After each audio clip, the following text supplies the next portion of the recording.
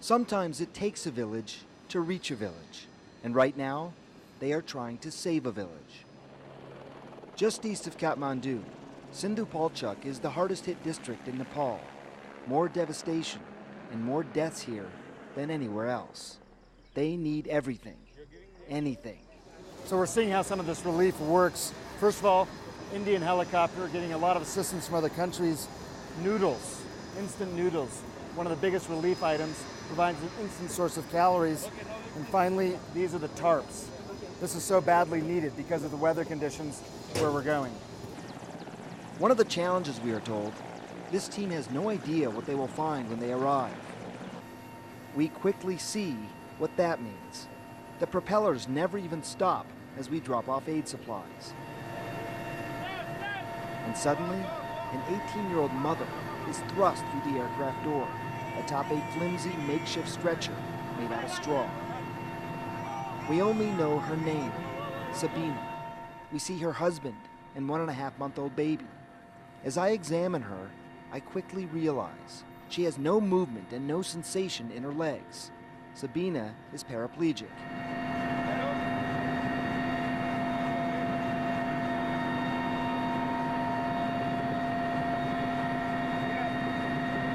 Then, things get worse. Minutes into our flight now, Sabina stops breathing. We can no longer detect a pulse, either in her wrist or in her neck. I check her pupils and try desperately to rouse her as we blast over the countryside.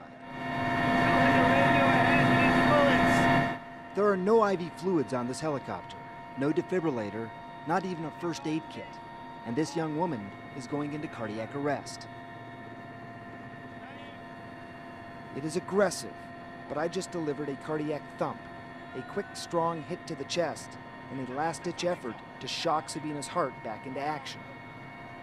Whether it worked or not, I can't say for sure, but she came back. And for a moment, everything calms down. I slowly try and rehydrate her, the old-fashioned way. We touch down once more at a makeshift hospital high in the mountains, and we realize, as dramatic as that was, it is a scene that is playing out every day, maybe every hour, in the skies above Nepal. You can get an idea of just how challenging these missions are. Look at the very small space which this helicopter had to land on top of this hill. Hardly any room to spare. They're taking off these badly needed supplies as quickly as they can because there's a woman on that helicopter who nearly went into cardiac arrest. They got to get her back as quickly as possible. Here come the patients, one by one. I'm handed a precious little baby to fly back, whose mother is too weak to hold her. Sabina's IV bag, now tied to the ceiling using a disposable face mask. Anything to just make it work. Just a single moment to celebrate the lives on this chopper. We touch down again, and this time there are stretchers, medicines, fluids, and prayers. Dr. Sanjay Gupta, CNN, Nepal.